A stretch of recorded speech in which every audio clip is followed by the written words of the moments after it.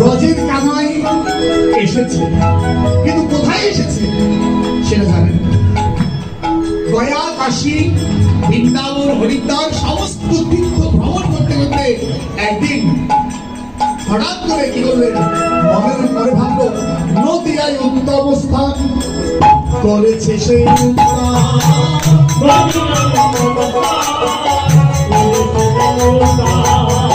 রূপিনে চৈতন্য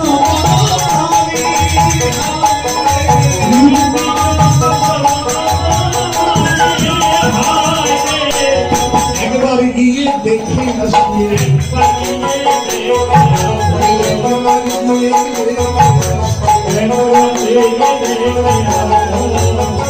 আমি আমার প্রাণের ভাইকে দেখে বলি একবার গিয়ে নবদ্বীপে শুনেছেন অদ্বৈত অঙ্গনে অদ্বৈত প্রভুর মুখে আমার অদ্বৈত প্রভু বসে বসে প্রতিদিন ভাগবত শ্রবণ করেন। দেখুন সাধু সঙ্গের প্রভাবটা কি, কেন আপনি সাধু সঙ্গ করবেন, কেন ভাগবত শ্রবণ করবেন।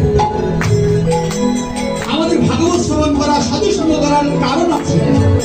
শত বৎসর সাধু সঙ্গ করার পর যদি আমার দেহ যদি পরিবর্তন না হয়, তাহলে সেই সঙ্গ যাওয়া সে না যাওয়াই।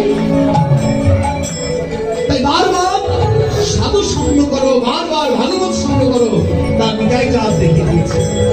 আজকে অদ্বৈত অঙ্গনি আপন মনে, অদ্বৈত অঙ্গনি আপন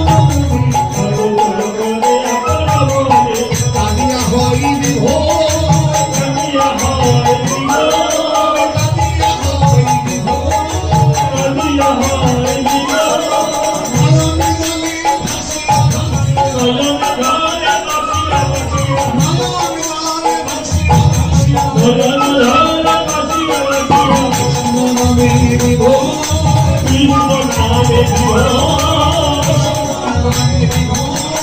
কৃষ্ণ নামে বিভোর।